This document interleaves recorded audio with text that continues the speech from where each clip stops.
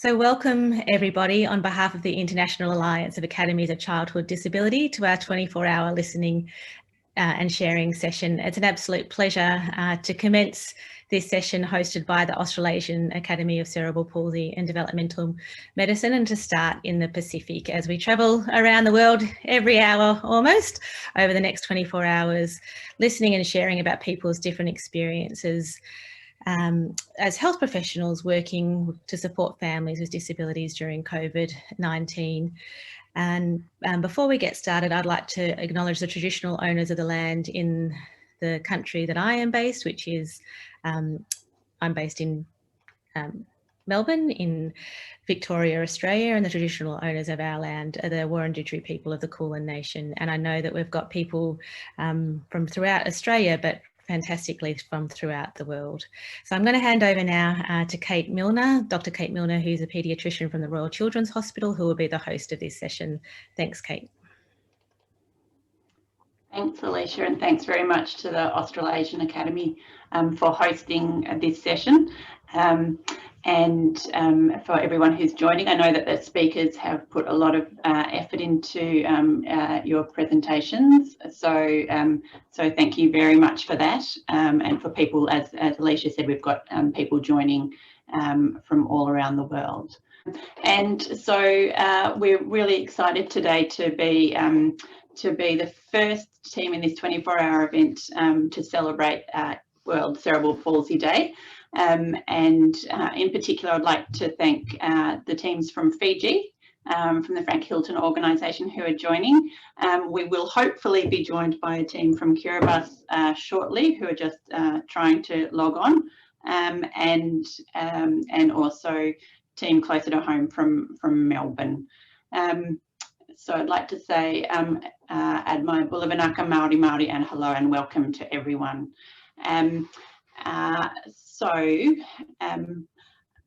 What I wanted to start by sharing was this slide, really, which just highlights it's from the organisers of, or some from World Cerebral Palsy Day website, and this invitation really, as illustrated by the map, is for people with any lived experience of cerebral palsy, really to share their stories as part of World Cerebral Palsy Day. I've marked on the map very geographically approximately where we are with the gold stars.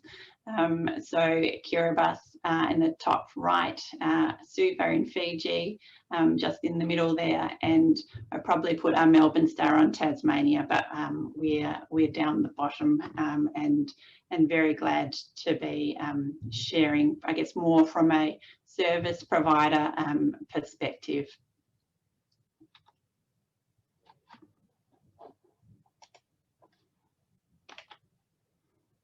Okay, and I'm really excited by the way that the organisers have sort of set this up as a listening and sharing event. So I guess we're all listeners, and we hope that you all feel free to be speakers in this event as well. So as I said, from Kiribati, the speakers who will be presenting are the two paediatricians, the only paediatricians in Kiribati. Kiribati is a small country, but the only paediatricians are taking time out of running the children's ward for the day and to present to us. So Peter and Raquel will hopefully join. And from Fiji, we've got the Frank Hilton organisation team. So Frank Hilton organisation, the guys will speak to it themselves, but it's the main early intervention service provider in Fiji. So we're delighted that Sereni, the CEO of Frank Hilton, is online, and her team, Ashna, Silvina, Anna, Navnita, Loretta and Josefa will also have put some lovely slides together to tell us a little bit about their work generally and specifically this year. And then from the Royal Children's Hospital in Melbourne, you've got me, one of the paediatricians here, but in terms of those who'll be presenting, we've got Georgie, one of our psychologists, and Ingrid, clinical nurse consultant, who will be discussing our family wellbeing clinic here. And then there's you. So I can't see everyone who's online at the moment, but we're delighted that you can all join from your various locations, and hope that after the speakers have presented, that you will feel free also to ask questions and to share your thoughts and experiences.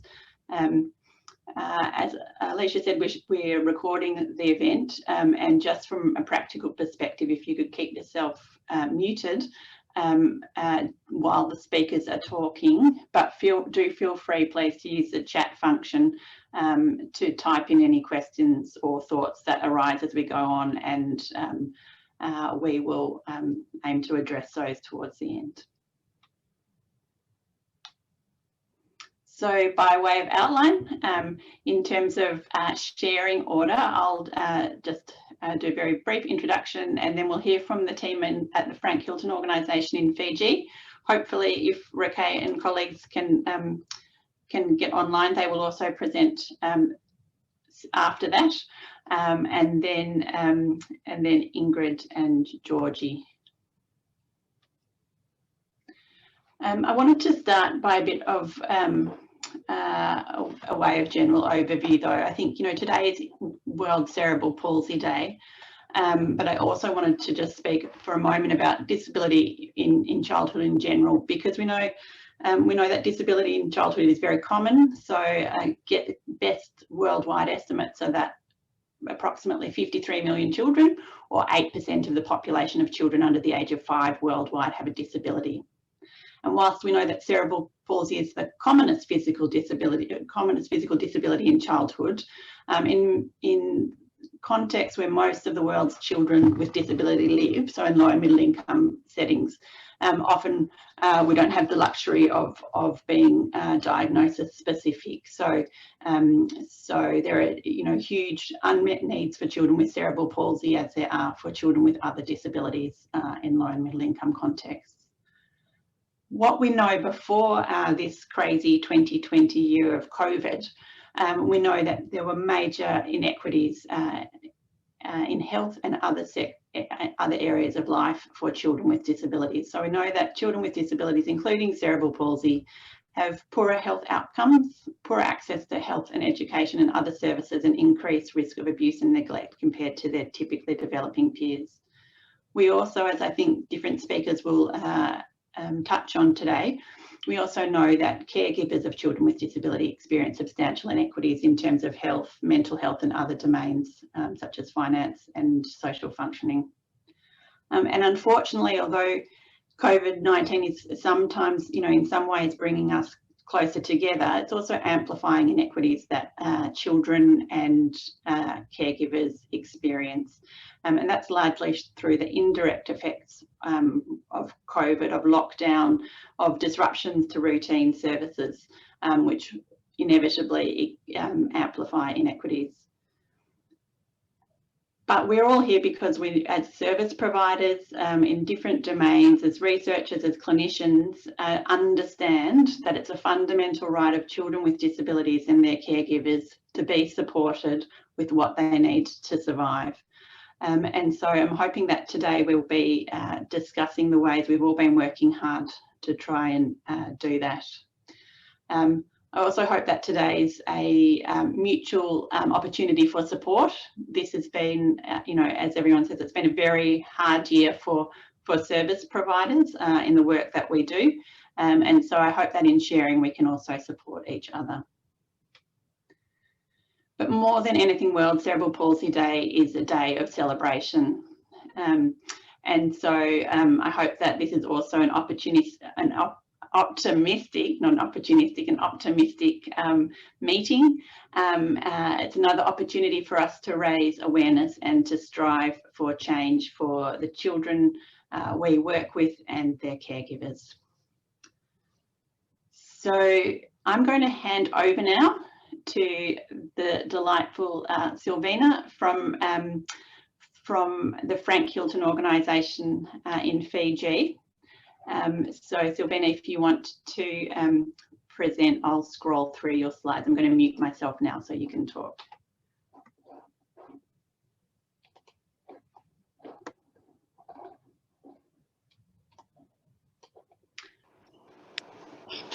Thank you, Kate.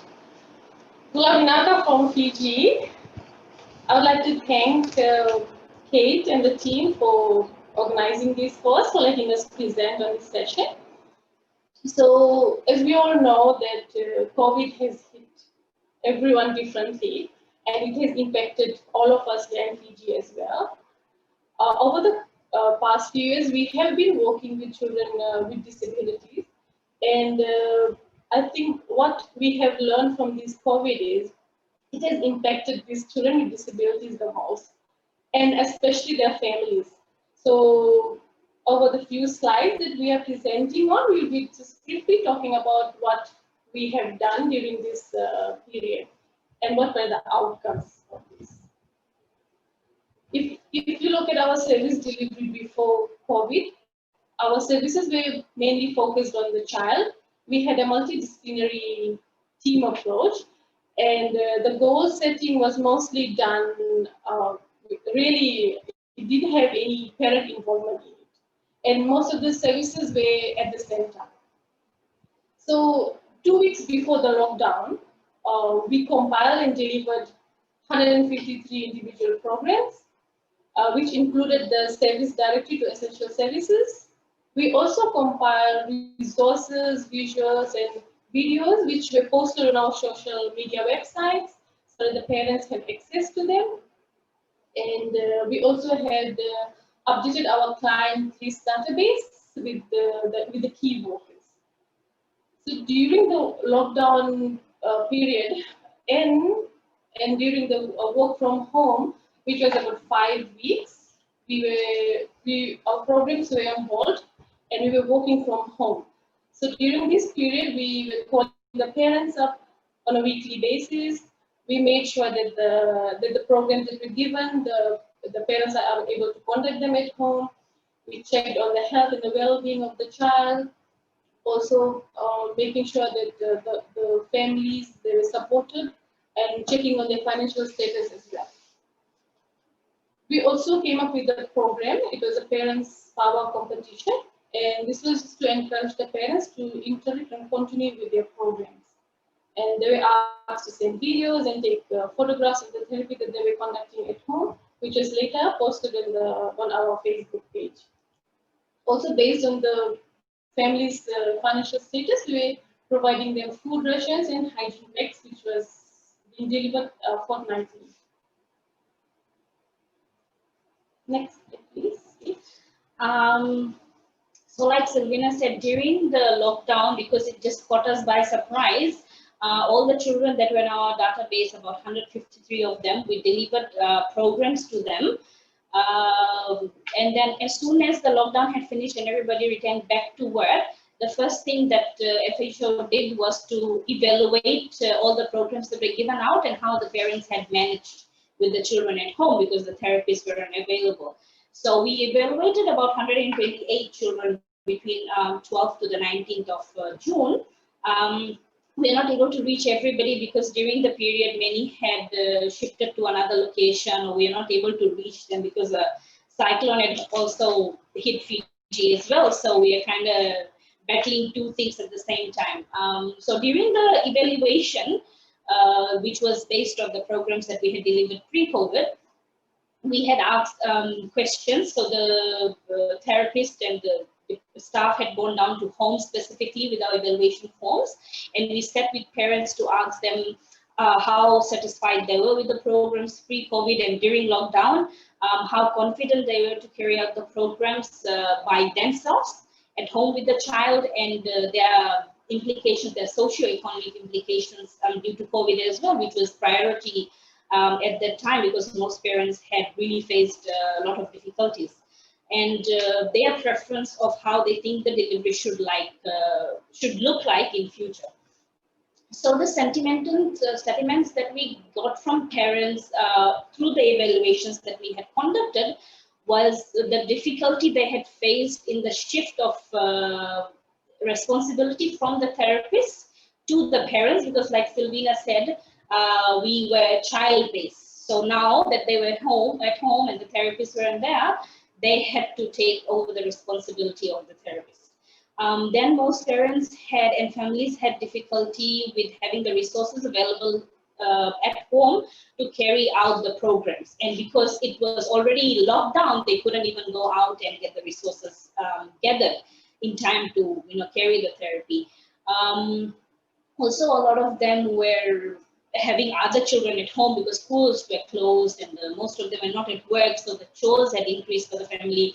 There was other children they had to look after as well, so the education for them and daily activities were just making it difficult for the parents to do one-on-one therapy with another child who just with a disability, and the main problem most of the families had faced as well was financial instability and their job losses. So this had caused a lot of stress and anxiety. And for them to deal with that, specifically their mental stress and all that, and then focus on therapy was becoming a bit difficult for the parents. And then there was a little, some families had also notified us of some domestic violence and family disputes within the family as well. And the confidence of parents to carry out, like I've said before, the responsibility, so they did not have that much of confidence to carry the program out themselves at home. Some of the sentiments that we think we saw through the evaluations was because, like I said, due to the cyclone and COVID, we had 75% of success rate from the 355 calls we had made to the families. It was due to low connectivity, and then most families had changed their numbers, and the calls were not able to go through. And overall, they're facing so many difficulties that then, like, answering calls and sharing phones was not very prioritized to them. There was restrictions in movement at the time during lockdown, so we were able to go to all the families, and so the information they gave us on the evaluation form was not totally reliable, and there was insufficient information as well to basically have thorough conclusions made on our evaluations. And also there was lack of parent understanding, as previously mentioned. So it became difficult for us to really evaluate, and then we had to go back basically and explain further before evaluating the parents. So that's just post-evaluation. Anna will take you through our way forward for FHO from the evaluations that we have done.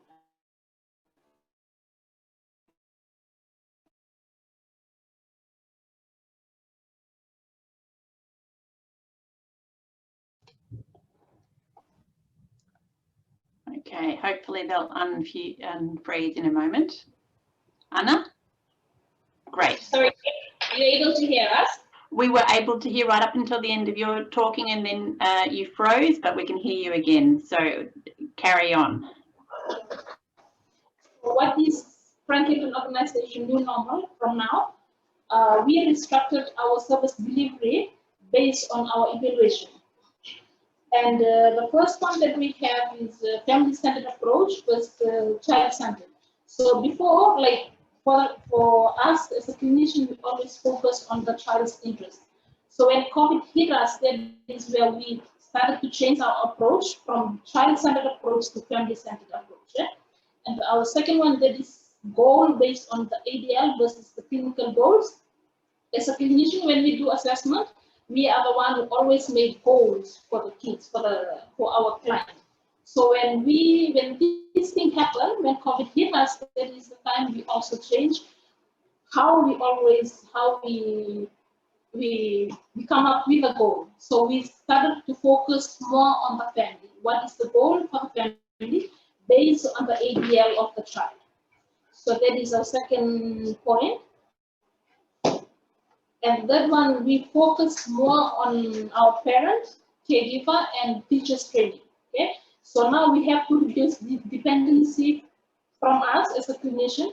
We focus more on our parents, on the parents, the carers, and also for the teachers. So the focus is more for them than us doing all the sessions for our kids. Furthermore, we aim to commence with the individual program, that is one-on-one therapy, and gradually transition to a more structured program, as this will help increase the group learning opportunities, and it will also increase parent support and better learning opportunities for the whole family. Based on our evaluation, we also came to realize that transdisciplinary approach was quite effective. Therefore, we will be doing joint program approach, that is joint therapy, And we will have assigned key workers that will go out in the community and reach out and support more children through a more collaborative approach rather than one-on-one. So this approach will help maximize and increase the number of children and families we are able to support. Therefore, the last point we would like to discuss is it will increase, we would like to aim at increasing training for screening and community-based services to other community partners, that is teachers and healthcare professionals. What we have started doing now is going out in the community and doing presentations and workshops on how we can better support children with special needs in other settings, especially in main school settings and throughout the community. So this will help maintain consistency and continuity of referrals and follow-ups, and families within Fiji will know that yes, FHO is there, an organization is there to support my child. Great, thank you so much, FHO team. Silvina and Ashna, that was really helpful, and I think it would be great to come back to some of those points after we've all spoken, just to hear. I mean, I think there's so much about each one of those points that you've made, which just, sorry, have I cut you off, Silvina? No, you're not. Just summarizing the picture right at the end, pages, our stepping stones. That is from the Tosavata program, which is now transitioned to a parent training stepping stones. Like Namita had mentioned, for more parent training and getting the parents' views incorporated as well. So that we had taken them to the picnic, and we thought you might like to see that. Thank you. So, so this was the, yeah, I'm delighted that you've used that picture. So the Tosavata, or now the Stepping Stones program, is a model that we worked on with the FHO team sort of last year. It's built on a caregiver support program that building on the Getting to Know CP program, which some of you may be familiar with. And I think it's pretty fair, it's fair to say, I think Silvina and Ashna, that it was received pretty enthusiastically by caregivers and you guys. So I'm great that it's being that you're continuing to develop that. So I'm just going to quickly whiz past a few slides. I think the team in Kiribati is trying to get on, and hopefully they will.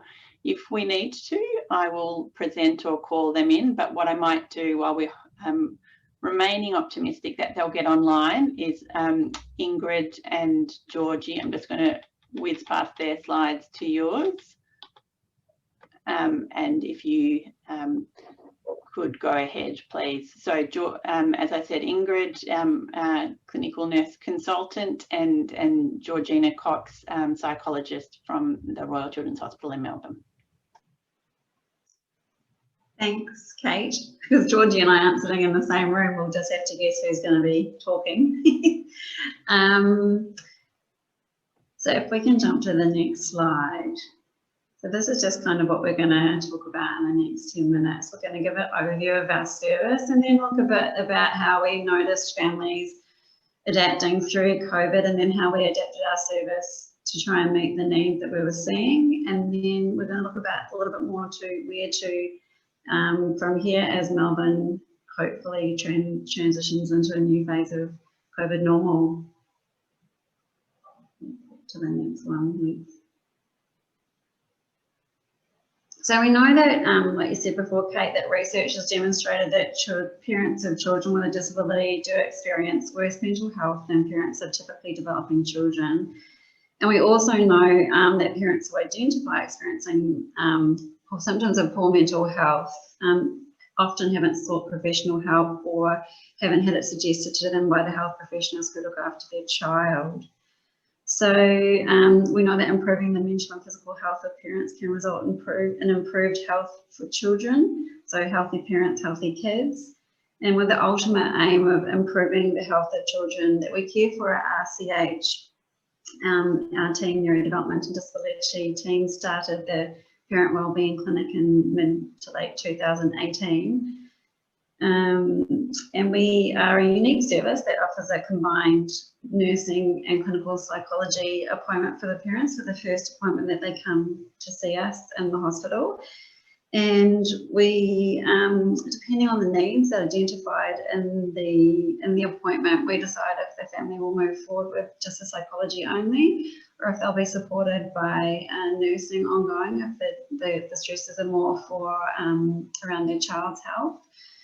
Or a combined approach to that, or we try and otherwise transition them into the community as appropriate. And then I guess what we've found is really nice by combining nursing and psychology, it really helps to normalise the process of engaging with mental health for parents. They're used to working with nurses as part of their child's healthcare, and so it felt easier, I think, for parents to come to talk about themselves when they start kind of talking in that first appointment with me about their child and their child's health, and then slowly they turn to Georgie and start to be able to talk about themselves as things feel a bit more comfortable. And one of the things as a nurse that I really loved about that is that I've often, come in situations like, and while they're talking, I have these aha or light bulb moments where a parent sort of shares something that they wouldn't have normally done in a medical kind of clinic that really makes me understand why they're engaging with their child's health in the way that they have been. And it actually helps me identify strategies for how it might move a difficult situation forward. And then Georgie, over to you. What are your experiences, do you think, in this situation? I think Ingrid and I have been talking a lot recently about the value of working in a multidisciplinary team. So not just, as a psychologist and a nurse, but also with the paediatricians and the other allied health professionals that we work with. And as Ingrid was saying about having those light bulb moments with parents, it's really nice for me as a psychologist on the other side, if there's a conversation, for example, about medical management, to be able to have access to specialists who can teach me about what the parent is going through, so that I can better understand some of the struggles that they might be going through, not just from a psychological perspective, but also from a medical and a biological perspective as well. And I think having Ingrid in the room in that first session as that friendly, familiar face for these parents is so fantastic, because it's such a big deal for some parents to take that step to come and see a psychologist and to maybe say, do you know what, I'm really struggling with this. And I think that it helps to build trust, and it helps to build rapport, and it helps to create a really safe space for them. And so then if we move to the next slide, Kate, that sort of leads us into with that foundation. If we can go to the next slide, thank you. So what we have started the clinic in this space, but then as COVID sort of started to come through, and the restrictions and the challenges posed upon us by this, we started to notice some differences in the way that what families were coming to us with. And so these are sort of the things that we noticed that parents were coming to us, but they actually, so far we've seen them also reflected in the research too. So again, we had to adapt our service to meet this, much like you were describing in Fiji. We were ringing families who are vulnerable to try and see how things were going for them. And initially it was really clear that families were experiencing a lack of disability-specific information around COVID and the restrictions around that. And that was reflected by increased calls and emails to all members of our team. So the paediatricians, the admin, nursing, psychology, allied health, everybody got additional calls wondering what it was that needed to happen. And as part of my calls, I was also making to ask about families, how they were going with food, schooling, jobs, financial situation. And one of the first things at the beginning was that they weren't having sort of more difficult to access food, because we had the supermarket sweep where everything got bought up in our supermarkets. And I remember one dad telling me that he couldn't buy pasta or tomato sauce, and it was the only thing that his child would eat, so he wasn't able to feed his child, and he was getting really worried about it. And so that was pretty tough. And the other thing I kind of really noticed that I wanted to sort of mention here is that change of routine around schooling. So initially in Melbourne with COVID, schools remained open, but we had a lot of phone calls and emails from families, from distressed families, asking for us to support them with exemption letters so that their child, particularly with a physical disability, didn't have to go to school because they were really worried about them catching COVID. And then what we noticed is when the schools actually got shut down and people couldn't go to school anymore, we stopped getting the requests from families who had physical disabilities, but we started getting requests from families who had children at home with challenging behaviours, and they were asking for letters to let their children go to school so that they could go and keep that routine going. So I thought that was just really an interesting observation and something to keep in mind for moving forward. Yeah, Georgie, how did you find with exploring new ways to cope? Yeah, so probably the two main kind of themes that I really noticed working with parents is that issue of control. And I think that it's not just parents, it's probably all of us at some point or another. You know, we're forced into this new world where there's lots of things that are completely out of our control. So being able to acknowledge that with parents and say, yeah, you know, this is really, really difficult. Let's think about some of the things that you can control in your family in this new COVID normal. So for example, it might be things like their child's new routine, where they're not able to go to school anymore. What's that going to look like at home? It might be issues around screen time and trying to help them sit with some of that guilt around using screens a little bit more, if that's what it's going to take to get into a routine that works for them and their family. And also, I think exploring new ways to cope as well. So many of the things that families would have done previously to cope involve being outside, you know, going to other places outside of our maybe 5 kilometre circle. And I remember Ingrid telling me about a family that, you know, would often go and see the sea to cope, and they were no longer able to do that. So helping them to explore different ways to cope closer to home or maybe inside their home as well. And I think lastly, you know, sitting with that uncertainty of what tomorrow is going to bring, when are the restrictions going to be lifted, the constant flux and change and the messages that you hear in the media.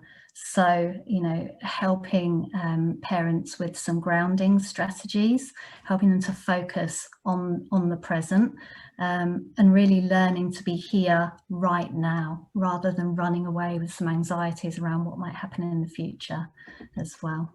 So I think then you can see that we had to adapt our service and adapt the ways that we interacted with families, and from what Georgie's describing. So we kind of went from doing something that was sort of longer term work and in chronic sort of work with families to that a little bit more acute kind of work. So first of all, we had to adopt telehealth because we couldn't have families coming into the hospital. So we previously in our clinic we've had families, parents come specifically to the hospital, and to be able to leave their child at home or at school or with another carer.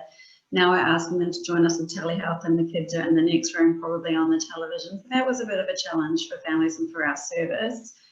That supporting families to access the children's hospital. Actually, families, a lot of our families did not want to come to hospital. So we were encouraging them not to come, but then when they actually needed to come, they didn't want to come. And I was having a lot of conversations with families who had children who were very unwell and they needed to present to emergency, and I had to become, which is a kind of like really directive in my conversations with them, saying you have to bring your child to hospital. It is safe, and reassuring them around the safety of coming into hospital and the things that we've put in place. And so that was quite a different experience for me. Didn't really want to be that bossy, but it seemed to be important. It was a change of how I normally work. And I guess when we're looking at the vulnerable children, our service changed from looking at the parents to really looking at the whole thing and working with parents who had been identified vulnerable check-in, and offering them those additional check-ins with phone calls, more frequently to see how things were going, and we were seeing carer burnout, and this was reflected in our inpatient admissions. So normally during winter time, which we've just been going through, we get a lot of children who are admitted with respiratory infections, which they've picked up, but we weren't seeing that at all. But what we were seeing was with children unwell as a result of carer burnout, so children who weren't getting fed their feeds because parents hadn't come to pick them up from the hospital, they hadn't been delivered, or that the stress and the burnout burden had become too much for them. And I'm going to hurry along here, and then just to say that we had to develop some website resources to be able to, so parents be able to access in the meantime. So Kate, we can move on. Georgie, do you want to just, we've got a couple of minutes here, can you quickly? Yeah, I'll scoot over this very quickly, and maybe we can talk about it some more in the question time. So now we're thinking about you know, the types of struggles that are going to come up with families as we come out of this lockdown in Melbourne, and taking some learnings from back in June when the restrictions were eased that first time. So some of the things that families really need support with is establishing those new routines again. So, you know, sending their children back to school or to other activities, and possibly seeing some increases in challenging behaviour as children navigate that, and supporting parents to be able to just, you know, hold their children very compassionately, and also hold themselves and acknowledge that this is another big change. This might be really difficult, and that's okay. Helping them with routine healthcare again. So as Ingrid was saying, we've mostly been seeing families over telehealth. All of a sudden, they might be coming back into the hospital again. So it's thinking about how can we make this a comfortable and a positive experience for families, and that might be producing some resources for kids, for example, some social stories to let them know what to expect when they come into the hospital. You know, people with masks and staying a little bit further away, that can be very helpful for families to know. And the returning to school and reintroducing respite. This has been, again, a really interesting one. It's a bit of a double-edged sword, because although many families haven't been able to access respite, as they are able to bring people back into their physical space again, alongside that there can be the anxiety around contracting COVID as well. So it's how do we allow and think about parents sitting with that worry while also acknowledging that this is a really important aspect of their daily life, to be able to get that balance with having some respite as well. And I think finally, families getting busy again. I think we just wanted to you know, take a moment, maybe for everybody, not just families, you know, whether you're a parent or not, to think about what are some of the things that you are going to take forward, what's important to you about the way that you live your life that you have learned during this time of lockdown, and trying to yeah, just think of some new ways to be in the world. And I think that's time, Kate. Thank you, everybody, for having us. Oh yes, and this is our parents dropping their kids off at school next week. Thanks so much, Georgie and Ingrid, and I know there's a lot more to say, and these resources are fantastic. If people want more resources, we can put you in touch with Ingrid and Georgie for resources that they've been putting together. I'm going to stop sharing my screen for a moment and re-find my place on the slides for the Kiribati team. We're delighted that Dr. Rakay and Dr. Peter and team have been able to join us. Thank you very much for persisting with your internet difficulties at your end. Rakay, I wonder if you can unmute yourself, and we can perhaps and perhaps introduce your team. We know that you're very busy on the ward, and so thank you so much for prioritising this meeting and making time to put together some slides to share your experience as a team. I will just restart sharing the slides from your lovely presentation and your beautiful Kalavata, although I don't think you call it Kalavata in Kiribati.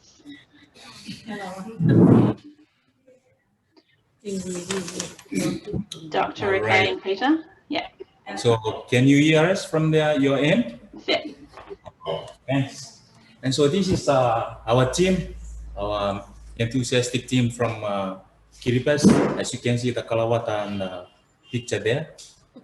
And it's just only a few of us, as you can see around. Unfortunate for the internet connectivity and other hiccups that we have tried to fix, and finally it's all done. So And a great thanks job. everyone. Yeah. Thanks a lot for your patience. And so basically what we're going to do is just learning from your experiences, and because so far we haven't come across with any of our COVID cases. We are still in a status of COVID-free country. And so basically the health care services is remain as usual. And so what we're going to do presently for your information is just as follows. Background information, our healthcare services that we're going to provide, or we usually provide to our children, especially with disability. During this pandemic, if we happen to get a case come across from abroad, the care for special children, challenges and learning from our colleagues. Unfortunately, we missed a little bit of your presentation just a moment ago. And then anticipation for the COVID-19. So that's basically what we're going to talk about. So where we are on the globe, you can see Kiribati is in the highlighted region there, yellow. So our main challenge is the maritime, a very wide space that's spread out from the north to the south, the west to the east, as you can see, and small island group of islands that's scattered around that vast ocean. So that's our population base. So pediatrics is looking after the first 3 blocks down in the pyramid. So it's a very young age group. And so that's our main challenge. Our mortality, neonatal mortality rate is around 10 per 1,000 live births. Infant mortality rate, as set on your slide, Kiribati is considered to be one of the high mortality rate for children, especially the under 5. And so the most common causes of mortality in our setting are as follows: prematurity with its complications, severe birth asphyxia and trauma, severe pneumonia, gastroenteritis, and severe acute malnutrition. So it's a challenge, apart from the challenge children with disability. The services provided, as you can see, the general pediatric outpatient care, which is, that's the picture as you can see. That's our fancy clinic with state-of-the-art features, as you can see. Don't take pity on us, because that's what we can provide. Nonetheless, we provide the usual care that can be given to all the pediatric patients in our poor country, Kiribati. Outreach clinic, we usually go out to the villages, seeing patients, but it just declined over time. And we are only concentrating on the populated areas, South Tarawa and Pesio. Pesio is the most populous islet on Tarawa. General pediatric inpatient care provides the care for mostly acute gastroenteritis and the common infectious diseases, especially the under 5, respiratory infections, bronchiolitis. Be mindful that we don't have fancy intensive care, so we can go beyond nasoprong and Hudson mask oxygen therapy in our setting.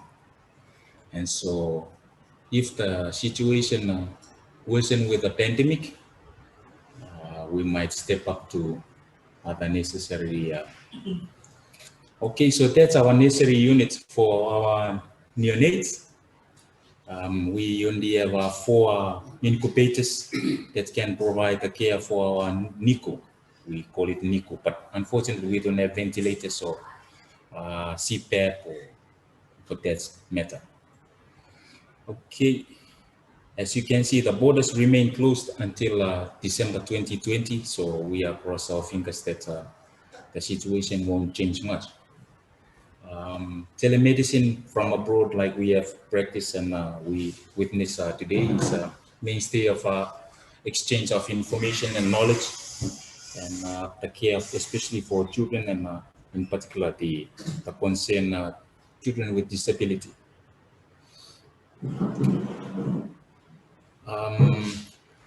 Our children with disabilities, thankfully, our government has provided a lot of assistance to those children in terms of financial care and school. So there's a special school that's just recently become a main center for our children with disability. We have volunteers from Australia as well. We have involved with this special school, and thankfully these marginalized children have become more involved and actively cared for by our government and necessary stakeholders. Healthcare services delivery to all levels remain unchanged because we are still in COVID-free. And it sounds like we've lost Rakay. I think what he didn't highlight was that Kiribati has a small team of paediatricians and nurses and healthcare practitioners who are amazing clinicians and work very hard for kids with disabilities in their context. And although they've had no cases of COVID, Kiribati is also a country that's highly dependent on incoming provision of goods and services for day-to-day existence. So if he comes back online, it will be interesting to hear about any implications of that for kids with disabilities. But I think also one of the things we wanted to emphasise in this kind of presentation was just that while our contexts are so different, many of the challenges that children with disabilities and their families experiences are actually very similar across contexts, and so it's maybe more about adapting what we do rather than doing completely different things in different contexts. Now, I believe I've stopped screen sharing and would like to, in the last 10 minutes, just open up for questions. I think, Man, is it? You had a question, if you're happy to just maybe ask that verbally, and then we can see if we can answer that.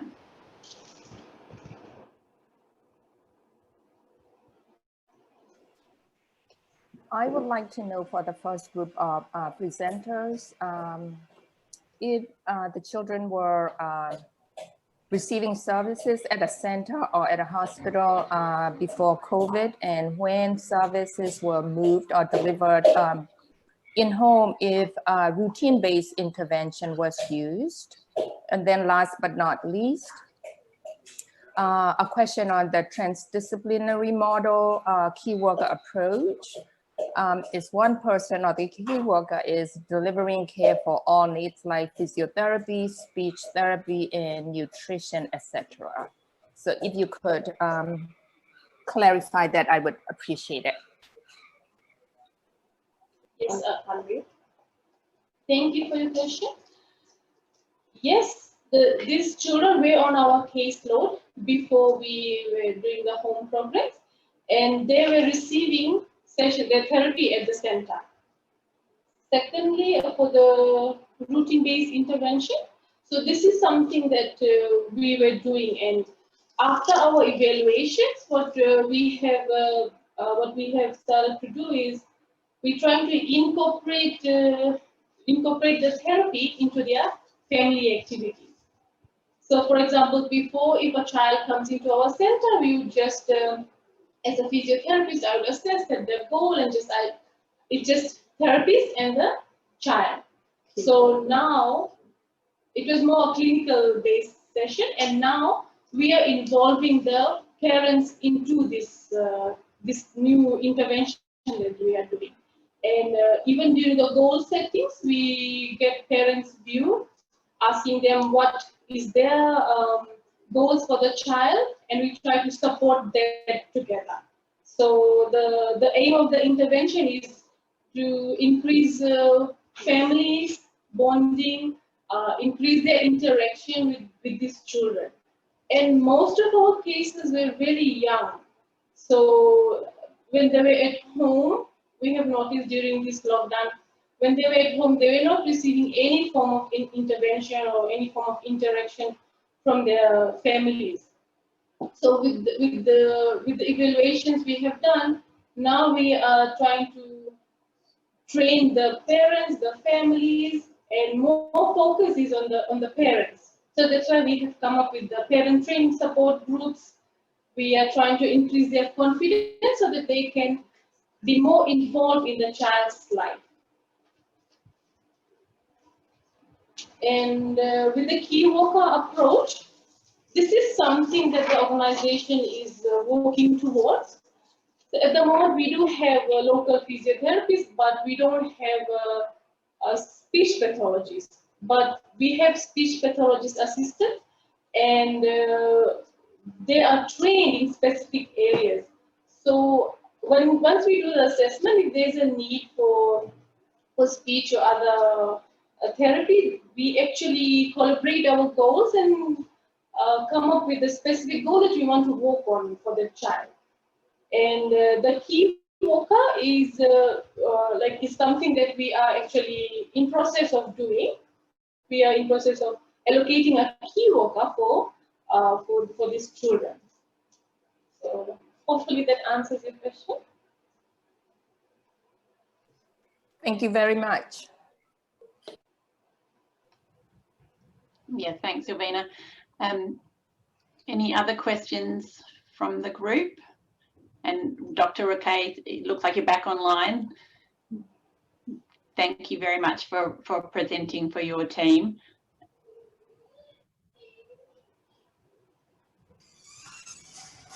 Yeah, thank you very much as well for, it's unfortunate for our connectivity. That's Mbula Fiji team. Did anyone have any questions for any of the speakers or comments from your own experience in the last few minutes? Nothing from our side. It's all good.